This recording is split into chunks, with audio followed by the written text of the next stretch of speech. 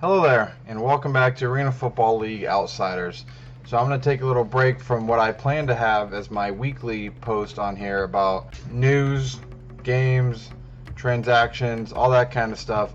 I'm going to start a new series here called AFL, What You May Not Know. So if you're here and you already know about the Arena League, these may not be helpful for you. But I know there's people out there that might be watching this that may have never seen the game, or they may have watched it a couple times and they're not sure exactly why they should keep watching or any kind of history with it. So I want to throw out there some of the main points that people have no idea about Arena League to get some information out there. Number one thing that a lot of people talk about in the Arena League football community, or people that say, oh, I used to watch, I remember that, would be what is called Ironman football. Prior to 2013, players played on both sides of the ball, which meant receivers also played defensive back. You had linemen playing both ways, offense, defense, and that was kind of their marketing point. Hey, come watch the Arena League. These guys are playing both ways. That they don't come off the field. Well, 2007 came, and what is now called the Elway rule. If you didn't know, John Elway owned a team called the Colorado Crush from 2002 until the league had to shut down in 2009. Prior to the Elway rule, it was if you came onto the field, that was it. You were on the field. And if you were to come off the field, you were what was considered dead. Now, for two-way players, dead is you were dead for one quarter. It means you had to be off the field for one full quarter. You couldn't come back.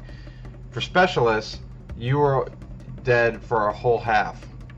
So if you were on the field as a specialist, you were there, until you were taken off. And if you were taken off, it was for an entire half. The exception of that rule was a dead player may participate on kickoffs or as long snapper or holder. But that changed in 07, like I said, with Elway rule. He wanted to make sure the best players were on the field at all times. Now, if you have players that are playing both ways, then of course they're going to get tired, they could get nicked up, anything like that. But this way, with the free substitution, kind of made it more like real football. Guys could come in for a play or two, come off, just how it is now. But that was, at the time, in 2007, a lot of traditionalists didn't like that because they felt that kind of ruined the one thing that made arena football great was, like I said, was the Ironman rule. As a fan who just started watching a few years ago, I see that littered all over the message boards about the Elway rule, and people always asking, oh, is Ironman going to come back?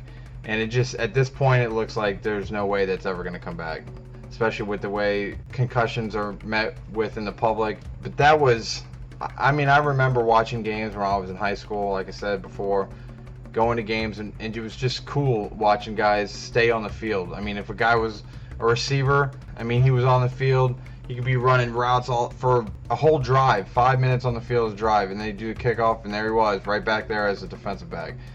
That was just pretty cool. It's kind of harkened back to like high school days. In high school, the best players, they play both ways. They play almost the whole game. Obviously not the higher tier.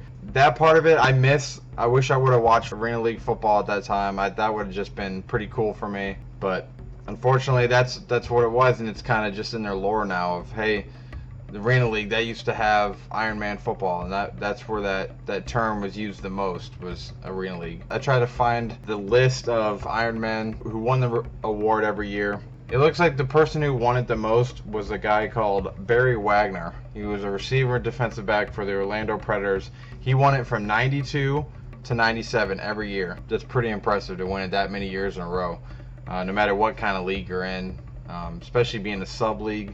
That's pretty impressive. You have guys like, if you watch Arena League, Randy Gatewood won it a couple years, Will Pettis won it a couple years, Hunky Cooper won it a couple years. But like I said, the Ironman football died starting the 2013 season.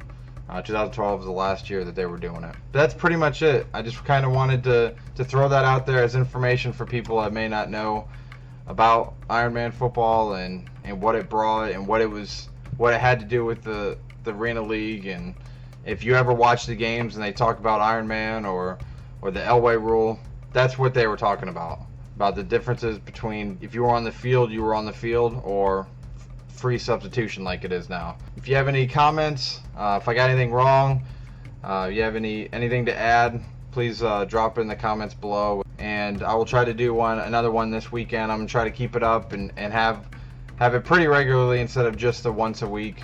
But that's my schedule, is going to be once a week for all the news, transactions, all that kind of stuff. But I'd like to try to keep this channel as active as possible, coming up with different topics. I've said it on a couple posts that I've had. If you have any interest in helping out with, if you're a blogger and you blog about the Arena League or something, and you kind of want to partner or anything like that, or if you want to help with this podcast, this vlog, just let me know. Send me a message, write a comment. Be great. I'm just trying to get that community out there. There's not a lot out there for Arena League, and I would love for there to be. So that's it for me. I hope you enjoyed it, and catch me next time. Take care.